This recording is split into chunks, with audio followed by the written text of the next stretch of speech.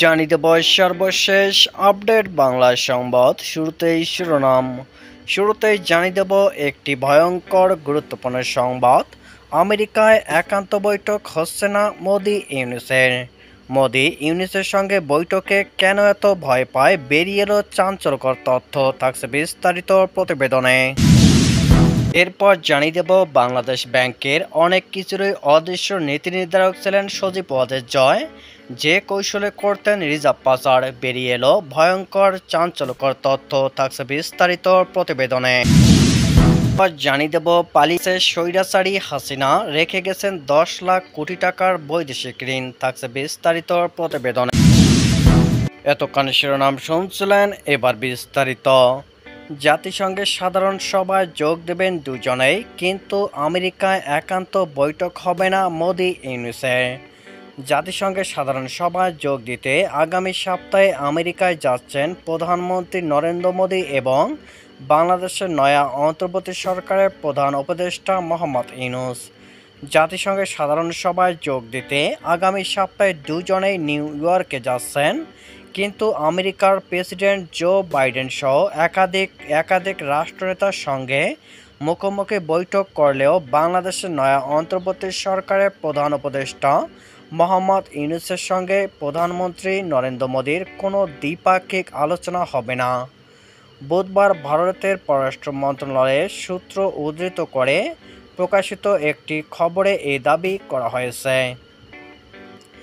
বৃহস্পতিবার রাতে কলকাতার আনন্দবাজার পত্রিকার অনলাইন ভার্সনে প্রকাশিত এক প্রতিবেদন থেকে এই তথ্য জানা যায়। প্রতিবেদনে বলা হয়, গত 5 আগস্ট ছাত্র জনবিক্ষোভের জেরে বাংলাদেশের প্রধানমন্ত্রীর পদ থেকে ইস্তফা দিয়ে ভারতে চলে এসেছিলেন আওয়ামী লীগের প্রধান শেখ হাসিনা। সেই থেকে তিনি ভারতেই রয়েছেন। অন্যদিকে বাংলাদেশের নতুন রাজনৈতিক প্রেক্ষাপটে ইউনুসের নেতৃত্বাধীন অন্তর্বর্তী সরকারের সঙ্গে নয়াদিল্লির সম্পর্ক নিয়ে তৈরি হয়েছে নানা সংশয়। ইউনুস নিজে একাধিকবার হাসিনার প্রত্যর্পণ এবং ভারত থেকে প্রাক্তন প্রধানমন্ত্রীর বিবৃতি প্রসঙ্গ তুলেছেন। এতে বলা হয়, আমেরিকায় মোদির কূটনীতি যাত্রা, জাতিসংঘের অধিবেশনের পাশাপাশি যোগ দেবেন কোয়াডে। পাশাপাশি দিল্লির বাংলাদেশ হাই কমিশন এবং কলকাতার ডেপুটি হাই কমিশন থেকে হাসিনা জমানার 2 কূটনীতিককে বরখাস্ত করে বার্তা দিয়েছে নয়াদিল্লিকে। তাছাড়া কিছুদিন আগে হাসিনার কূটনৈতিক পাসপোর্ট প্রত্যাহার করেছে ইউনুসের নেতৃত্বাধীন অন্তর্বর্তী সরকার। ফলে তিনি ভারতে কতদিন থাকতে পারবেন তা নিয়ে জটিলতা তৈরি হয়েছে। প্রতিবেদনে আরও বলা হয়, নয়া সরকারে জামায়াতে ইসলামী, হেফাজতে ইসলামের মতো চরমপন্থী দলগুলির প্রভাব নিয়েও সংশয় তৈরি হয়েছে কূটনৈতিক মহলে। এই আবহে আগামী 21শে সেপ্টেম্বর 3 দিনের আমেরিকা সফরে যাবেন প্রধানমন্ত্রী নরেন্দ্র মোদি। জাতিসংঘের সাধারণ সভায় বক্তৃতা করার পাশাপাশি চতুর্দেশীয় অক্ষ কোয়াড এর শীর্ষ বৈঠক এবং ভারতীয় বংশোদ্ভূত ও অনাবাসী ভারতীয়দের সভায় যোগ দেবেন তিনি। বিদেশ মন্ত্রকের তরফে একথা জানানো হয়েছে, কিন্তু পড়শি দেশের নয়া সরকারের প্রধানের সঙ্গে সাক্ষাৎ হচ্ছে না তার। মাস 3 আগে বাংলাদেশ ব্যাংক গভর্নর আব্দুর রব তালুকদারের কক্ষে কয়েকজন পদস্থ কর্মকর্তার একটি জরুরি সভা চলছিল। সভাটি ডাকা হয়েছিল ডিজিটাল ব্যাংকের লাইসেন্স সংক্রান্ত আলোচনার জন্য। বৈঠকের মধ্যে গুরুত্বপূর্ণ একজন নির্বাহী পরিচালকের সেলফোন বেজে ওঠে। গভর্নর জানতে চান কে ফোন করেছে। ওই নির্বাহী পরিচালক জানান সজীব ওয়াজেদ জয়। নির্বাহী পরিচালকের এমন উত্তরে উপস্থিত কর্মকর্তারা একে অপরের দিকে আর চোখে তাকান। ফোন রিসিভ করেই ওই নির্বাহী পরিচালক গুরুত্বপূর্ণ ওই সভা থেকে বের হয়ে যান। বাংলাদেশ ব্যাংকের পদস্থ কর্মকর্তাদের কাছে বিষয়টি নতুন কিছু ছিল না। কেনাকাটা, নতুন ব্যাংকের লাইসেন্স প্রদান, বিতর্কিত শিল্প গ্রুপগুলোর খেলাপি ঋণ পুনঃতফসিল, বাণিজ্যিক ব্যাংকের বড় অঙ্কের ঋণ অনুমোদনের মতো কেন্দ্রীয় ব্যাংকের অনেক নীতি নির্ধারণী সিদ্ধান্তে হস্তক্ষেপ করতেন ক্ষমতাচ্যুত প্রধানমন্ত্রী শেখ হাসিনার পুত্র সজীব ওয়াজেদ জয়। এসব কাজে কখনো সরাসরি গভর্নরকে ফোন করতেন তিনি, আবার কখনো ডেপুটি গভর্নর কিংবা নির্বাহী পরিচালক পদমর্যাদার কর্মকর্তাদের কাছেও জয়ের ফোন আসত।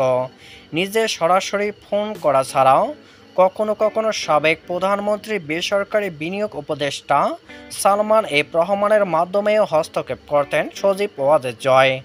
বাংলাদেশ ব্যাংকের সাবেক গভর্নর, ডেপুটি গভর্নর ও নির্বাহী পরিচালকদের সঙ্গে কথা বলে এসব তথ্য জানা গেছে, যদিও তাদের কেউ নিজেদের নিরাপত্তার স্বার্থে এ বিষয়ে নাম উদ্ধৃত করে বক্তব্য দিতে রাজি হননি।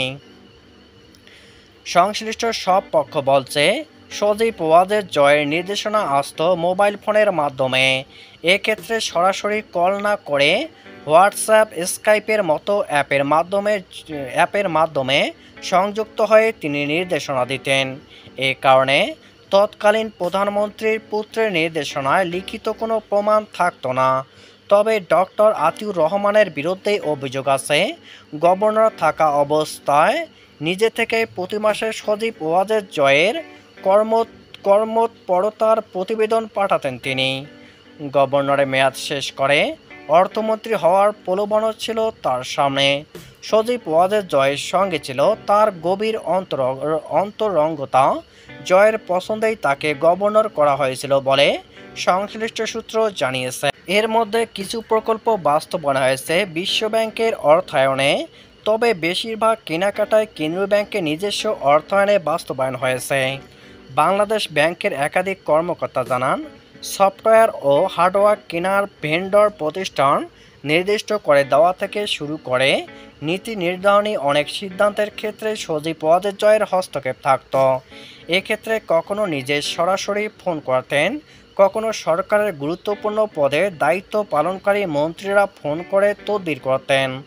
আওয়ামী লীগ সরকার ক্ষমতায় আসার পর 2009 সালের 1 মে বাংলাদেশ ব্যাংকের গভর্নর পদে নিয়োগ পান ঢাকা বিশ্ববিদ্যালয়ের শিক্ষক ডক্টর আতিউর রহমান।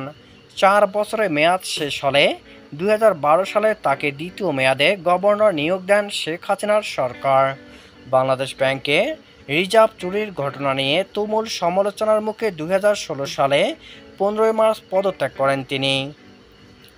আতিউর রহমানের সঙ্গে ঘনিষ্ঠভাবে যুক্ত একাধিক সূত্র বলছে, রিজার্ভ চুরির ঘটনা অর্থ মন্ত্রণালয়কে না জানালেও সজীব ওয়াজেদ জয়কে জানিয়েছিলেন আতিউর রহমান।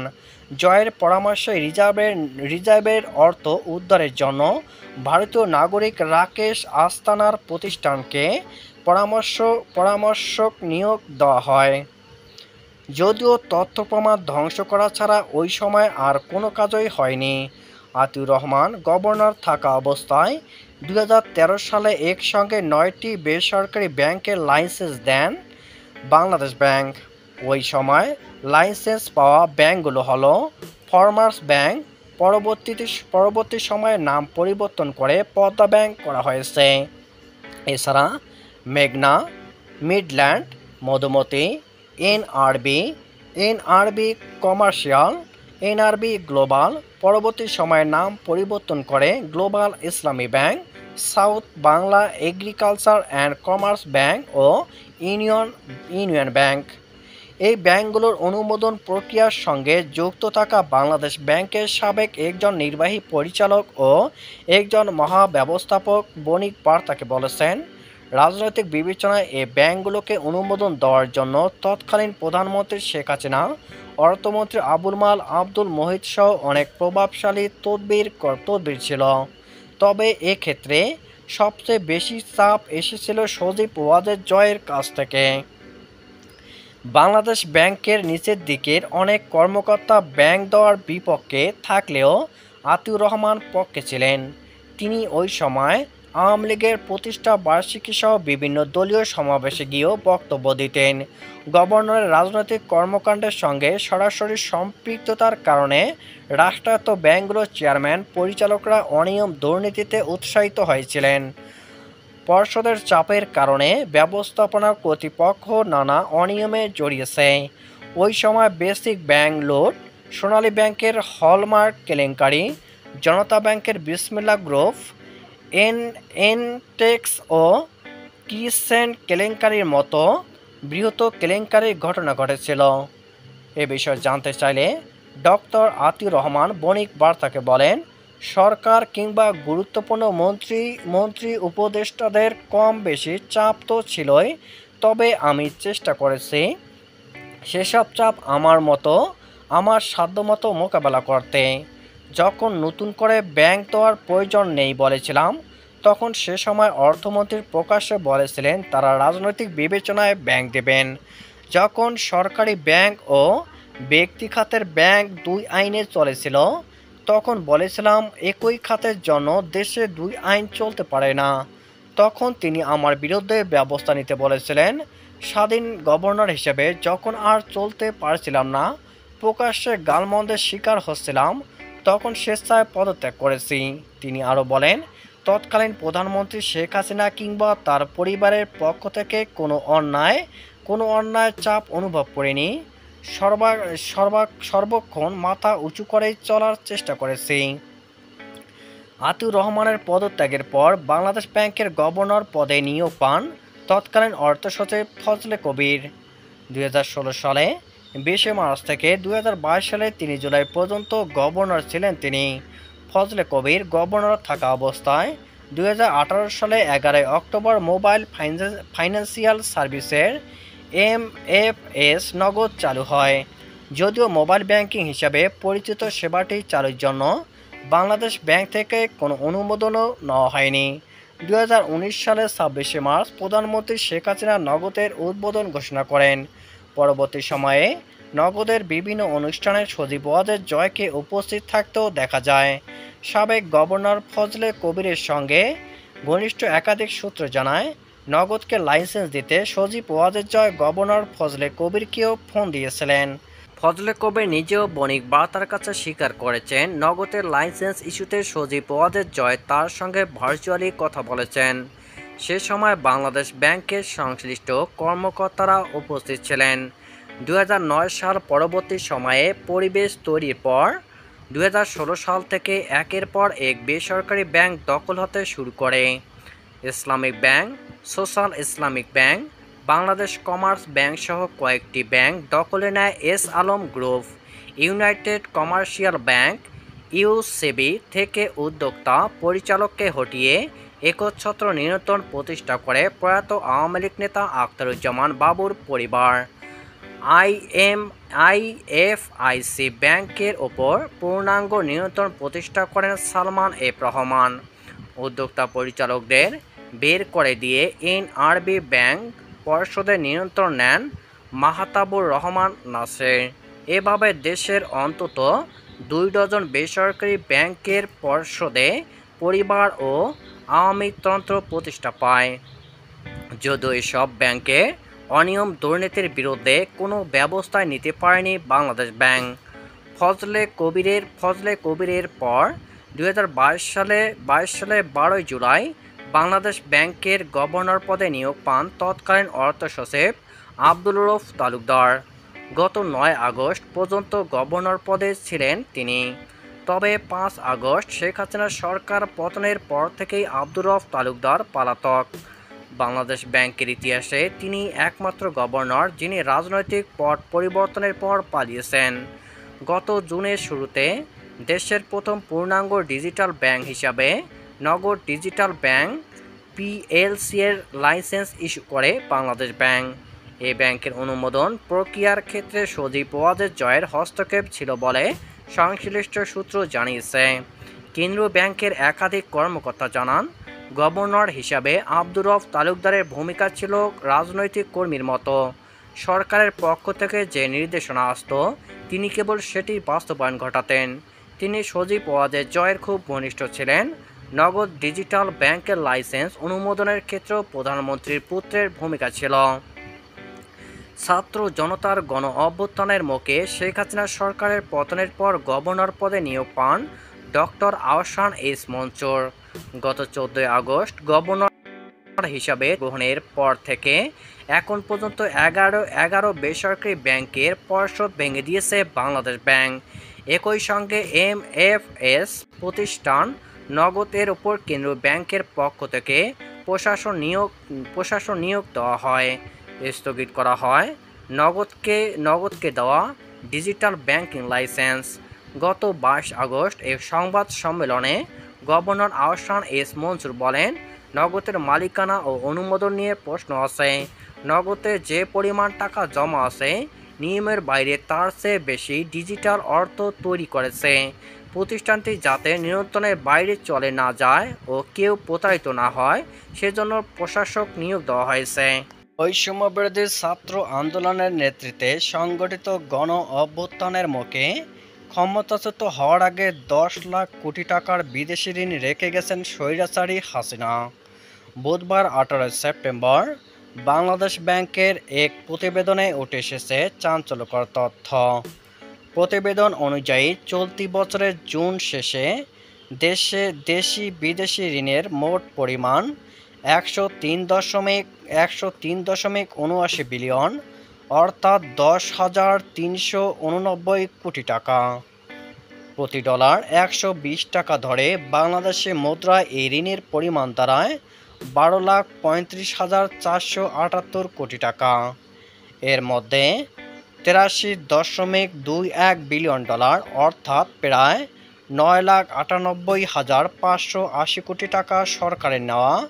এতে সরকারের নিজস্ব কেন্দ্রীয় ব্যাংক, রাষ্ট্র মালিকানাধীন বাণিজ্যিক ব্যাংক ও সরকারি সংস্থার ঋণ রয়েছে। বাকি ঋণের দায় বেসরকারি খাতের। অর্থনীতিবিদদের মতে, বেশি হারে সুদ ও কঠিন শর্তে নেওয়া এসব ঋণ সরকারি সংস্থাগুলোর দেওয়া পণ্য ও সেবার মূল্য বাড়িয়ে দিচ্ছে। 2009 সালের 6 জানুয়ারি শেখ হাসিনার নেতৃত্বে সরকার গঠন করে আওয়ামী লীগ। ওই সময় অর্থাৎ 2008-2009 সাল শেষে সরকারের বিদেশি ঋণ ছিল 50.36 বিলিয়ন ডলার, অর্থাৎ গত 15 বছর 8 মাসের ব্যবধানে দেশে বিদেশি ঋণ বেড়েছে 53.42 বিলিয়ন ডলার। বাংলাদেশ ব্যাংকের প্রতিবেদন অনুসারে চলতি বছরের মার্চ মাস শেষে সরকার ও বেসরকারি খাতে বিদেশি ঋণের স্থিতি ছিল 99.30 বিলিয়ন ডলার, অর্থাৎ 3 মাসেই প্রায়